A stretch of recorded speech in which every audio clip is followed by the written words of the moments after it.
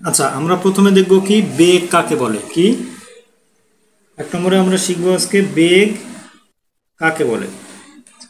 একক সময়ে কোনো বস্তু নির্দিষ্ট দিকে যে দূরত্ব অতিক্রম করে তাকে বস্তুটির বেগ বলে। আচ্ছা, একক সময়ে যে দূরত্ব অতিক্রম করে তাকে কি বলে? বেগ বলে। একক সময়ে কোনো নির্দিষ্ট দিকে যে দূরত্ব অতিক্রম করে তাকে বস্তুটির বেগ বলে। আচ্ছা, এখন অর্থাৎ একক সময়ে বস্তুর সরণকে বেগ বলে। এখন বেগের কি আছে? বেগের আছে মান। এরপরে কি আছে? বেগের অভিমুখ। অভিমুখ মানে কোন দিকে বেগ যাচ্ছে। আচ্ছা, তাহলে বেগের মান এবং অভিমুখ দুই আছে, তাই বেগ একটি ভেক্টর রাশি। তাহলে বেগ কি রাশি? ভেক্টর রাশি। তা এখান থেকে আমরা যদি বলি আমরা কি কি শিখলাম? বেগ কাকে বলে, তারপরে বেগ কি রাশি। তাহলে বেগ একক সময়ে বস্তু যে দূরত্ব অতিক্রম করে সেটা হলো বেগ। বেগের দিক ও মান দুইটাই আছে। আচ্ছা, এই জন্য কি বেগ একটি ভেক্টর রাশি। আচ্ছা, এখন বেগের প্রধান দুইটা ভাগ, একটা হলো রৈখিক বেগ, একটা হলো কৌণিক বেগ। কি বেগ? একটা হলো রৈখিক বেগ, একটা হলো কৌণিক বেগ। এখন রৈখিক বেগ কাকে বলে? এটি সরলরেখায় চলমান বস্তুর বেগ। এটি ভেক্টর রাশি এবং এর মান হতে পারে ধনাত্মক, শূন্য অথবা ঋণাত্মক।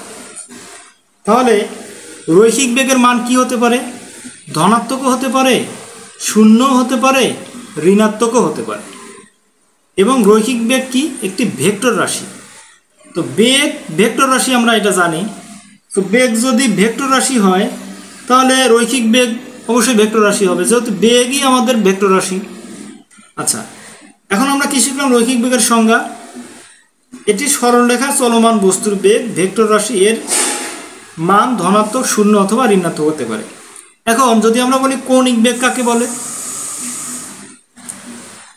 একটি বিন্দুর চারপাশে ঘোরানোর ক্ষেত্রে কৌণিক বেগ প্রযোজ্য। এটি কোনো বস্তুর কৌণিক সরণের হার নির্দেশ করে। কি? কৌণিক সরণের হার নির্দেশ করে।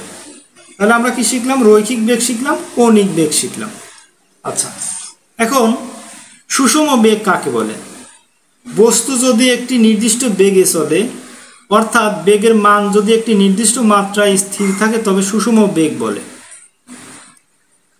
আর যদি বস্তু নির্দিষ্ট বেগে না চলে, অর্থাৎ বেগের মান যদি একটি নির্দিষ্ট মাত্রায় স্থির না থাকে, কখনো কম হয় আবার কখনো বেশি হয়, তবে তাকে কি বলে? অসম বেগ বলে।